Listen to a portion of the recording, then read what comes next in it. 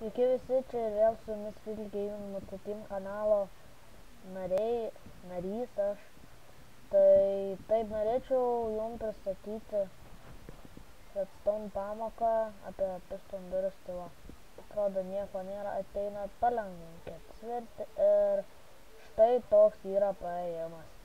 Tai taip kaip ir galim pradėti, tai reikia pistonų, sudedam juos taip. Nesimokat turbūt. Taip. Čia. Ir už sieną, kad čia. Sorry, jeigu biški lagins, kompas nėra pats geriausias. Tai nėra labai blogas, tai kartais būna sudurniuoja, tai apšiai užlūžta.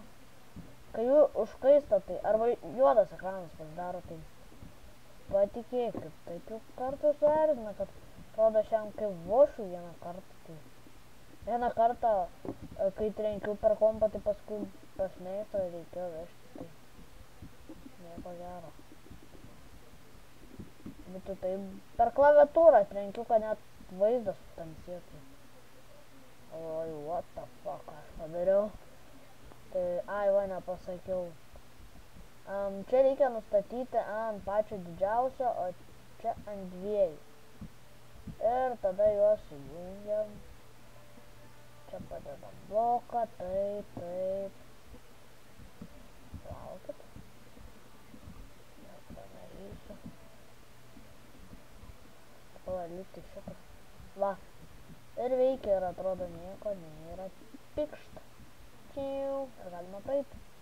Čia galit prisikurti slaptų kambariukų. Ir čia gan daug redstone galiu pasakyti, nereikia tik 3 repeaterių ir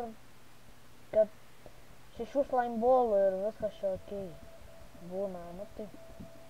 Iki kito karto su jumis buvo Real Gaming Mutatim kanalas. Laikinkit, prenumeruokit, komentuokit ir iki kito karto. Bye bye.